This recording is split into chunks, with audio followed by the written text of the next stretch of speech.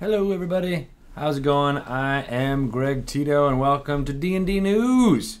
How are things in your world here in Faerun? It is going pretty darn good.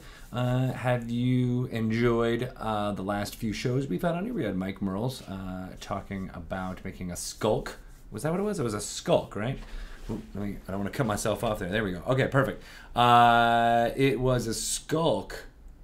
I think that was what it was. I don't know. We'll see. But it was amazing seeing all of his amazing design stuff happen. And then we had D&D Doodles, Dungeons and Doodles. I guess it's not D&D and Doodles. That's just too many D's. Too many D's out there. How are you guys doing? Random and Key. It is in my face. It was. You're right. That thing was in my face. But it is no longer. What's up, Akeisha? How are you? It was the skulk, yes. And then he made a flaming skeleton. Thank you, Miss Lauren, for that. That is very true. It's a true example of what was happening. And then Dungeons and Doodles, I didn't get a chance to watch, but it seemed like everyone had a fun time. I'm here to tell you all about what's going on with Dungeons and Dragons in the world before we kick it to Dice Camera Action's Q&A episode. This is episode 99B. Or 99, part due as we prep for the amazing Waffles Incorporated. That's right, Acquisitions Incorporated, the C Team, and Dice Camera Action Waffle Crew are having an amazing weekend planned this Saturday and Sunday. 5 games of Dungeons & Dragons play will occur. I'm not going to tell you exactly what is going to happen when, but it is going to be fantastic with a double header. 2 Dungeon Masters duking it out with all 8 cast members on the Sunday. It should be pretty exciting.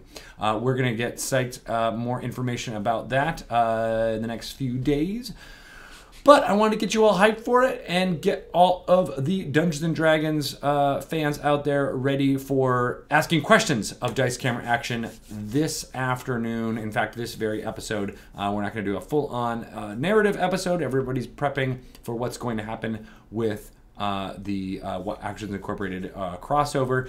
But it's a great way to get out there what you are interested in about the characters and players themselves, as well as some questions for Chris Perkins on what it's like to Dungeon Master for this amazing group. So if you haven't figured it out yet, go ahead and put some questions here on the chat or message us on Twitter. It's always a good way to do it. You can do that at Wizards_DND. Get some great questions in there. Just pay attention here in the chat. You might be able to message at Chris Perkins himself, but I don't know if he'll be able to check the Twitter machine as it is happening. There's going to be a lot of rapid fire questions coming at him, so it's always hard to as someone who's done some Q&A shows in the past, it can be hard to do all that. So how are you guys all doing in Twitch? So they plan to hit the players hard. That's right, Anubis. We are going to hit those hard. And then Jerry is going to give them everything. That's right. And then Chris Perkins is going to make them all cry as he takes away all of their fantastic things. That's going to be fun. Digitalized Nightmare, you're doing great. That's good to hear. I'm going to go in and talk about what's happening with some Dungeons & Dragons stuff happening. So that you're all up to speed before we get to the actual Q&A episode. How's that sound? A plan? A man? A canal? Panama. So, Roll20 has an amazing character master out there. Did you know? You can create your characters now within the Roll20 platform itself. It's pretty cool. You can purchase the Player's Handbook in there. I believe it is now $30 or $29.99. It's fantabulous.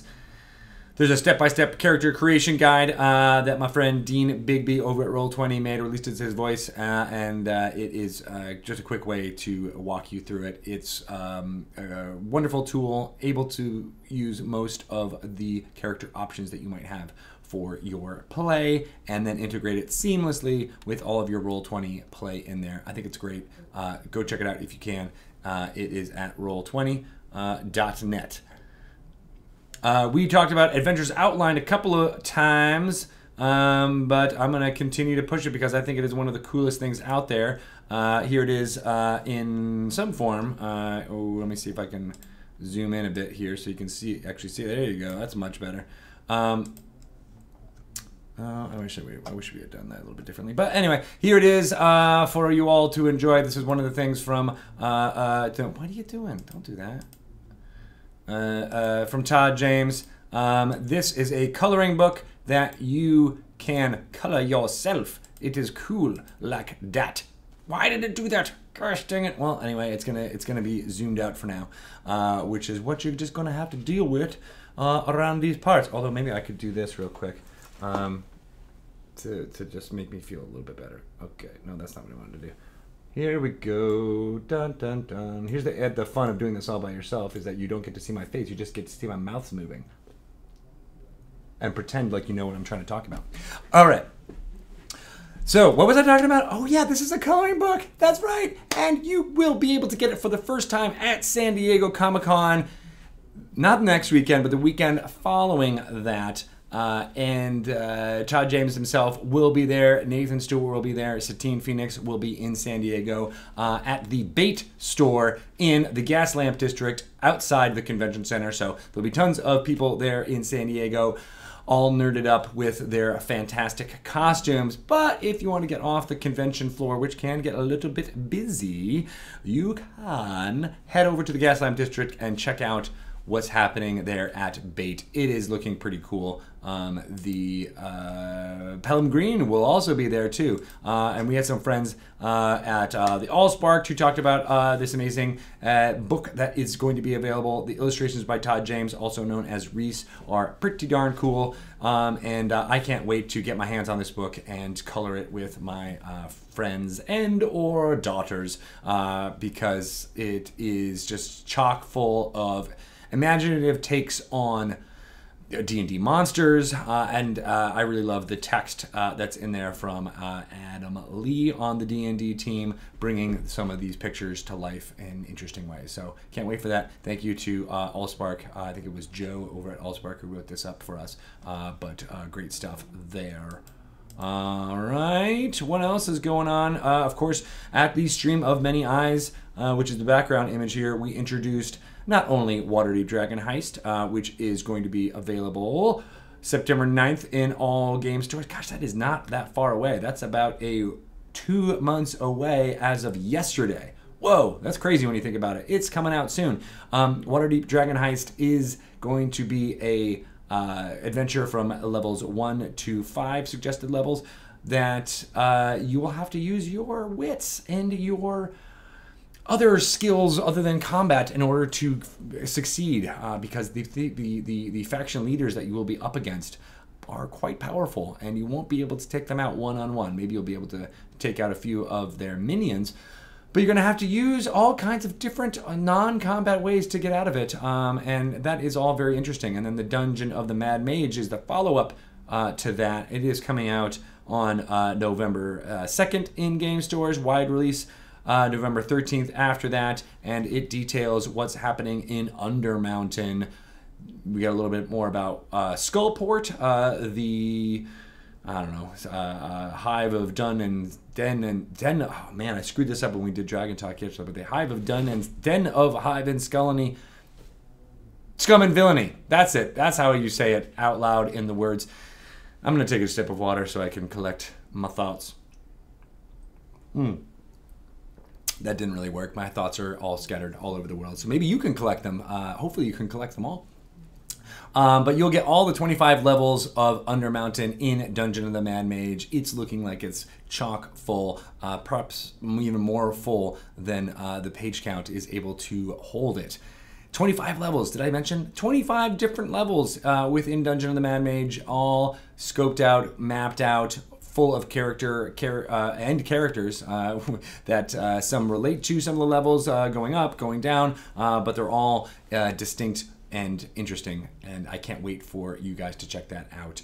Again, that's coming in November 2nd, and then November 13th. But one thing that we didn't get a lot to chance to talk about during stream of Many Eyes is these amazing this amazing dice. That's right, the Waterdeep Dragon Heist dice set. It has a window in it, so you can see exactly what dice you are getting before you get it, which is or you know what dice is available before you get it, which is also cool. This is the back of the box, in case you were wondering what the back of the box looked like. I like that there's the little dragon cutout here. If you don't know what a dragon is, it is a single gold piece in the city of Waterdeep. Pretty cool. And then there's also this little image that shows all the dice and what they might look like. You'll get 2 D20s in this set.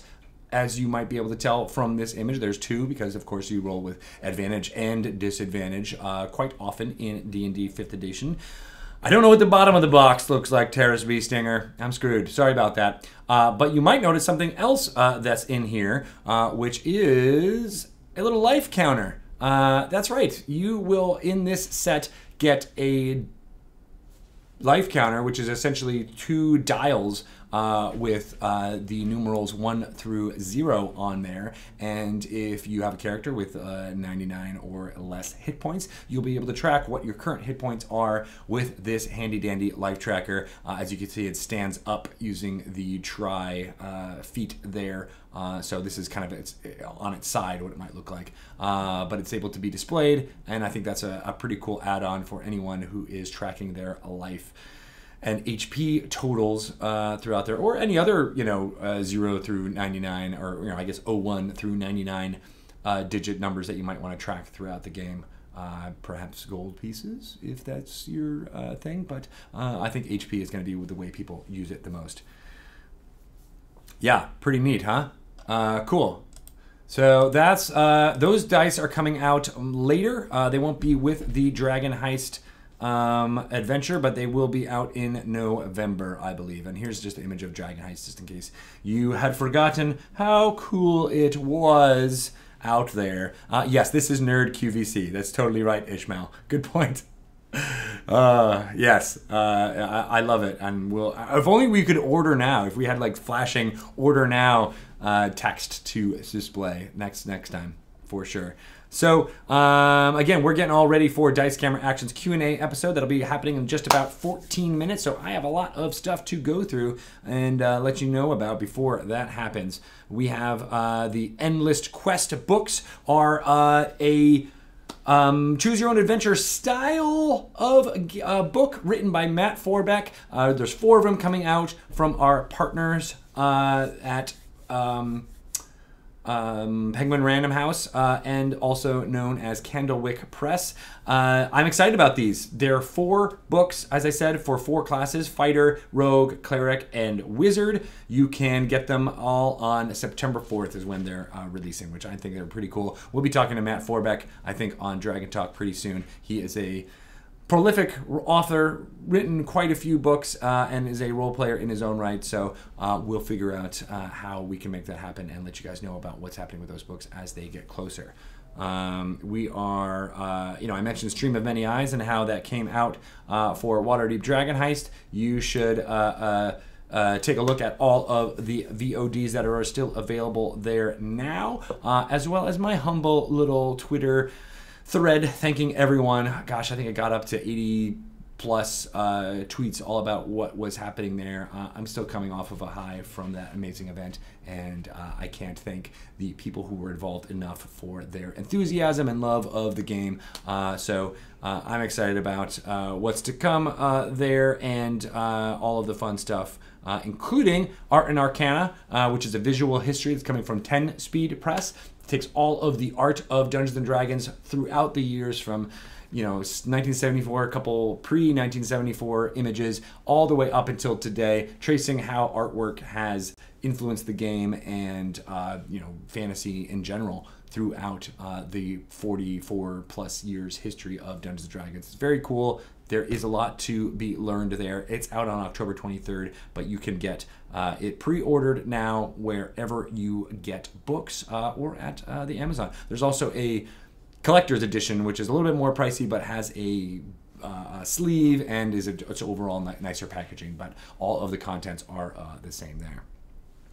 Neverwinter Ravenloft is out now. You can check it on your PC. It is pretty fantabulous how they take the lore from Dungeons & Dragons and put it into a 3D world that you can explore in an MMO format. I can't say enough great things about the people at Neverwinter. They did an amazing travel agency at the Stream of Many Eyes, detailing all of the locations they've been to in the last few years, including Chult, the Frozen North, and the Sea of Moving Ice and all the fun stuff there. And they finally made it to the sub-realm or domain of dread known as Ravenloft. And Strahd himself is able to be contended with. So if you haven't checked that out yet, please do. It's on PC. It's free to play. PlayNeverwinter.com is your best bet there to get into all of the fun of Neverwinter. I wanted to mention Warriors of Waterdeep. It's coming out from Ludia. It is in on your Android device in Canada right now, but it'll be out with other things soon. It's a mobile game, a fighter that you can track, use the abilities of your party to kill monsters such as ogres, orcs, that type of thing. It is going to be out everywhere very soon, but if you happen to be a resident of Canada, you can definitely check that out now. Beadle and Grimm's is also a fantastic partner that I would be remiss in not mentioning now. They are making boxes for the Waterdeep Dragon Heist story, and when I say box, I mean it's a platinum edition of the adventure.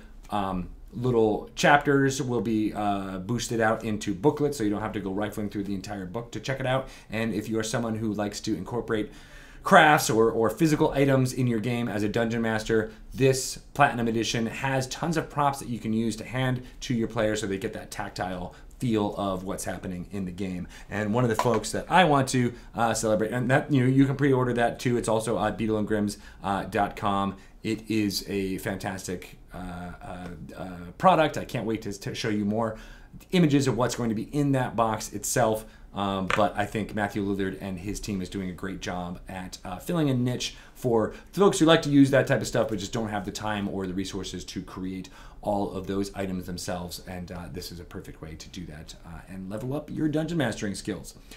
Speaking of leveling up, I feel like I have, because I was gifted this amazing version of the Player's Handbook by none other than Evan, also known as Monkey Boy on Twitter. These designs were created by Joff at Owlbear on Twitter as well. It's fantastic. It basically takes the Player's Handbook and puts it in a leather-bound volume. It also has a nice, what are these called? A bookmark, ribbon bookmark that you can use to mark your place.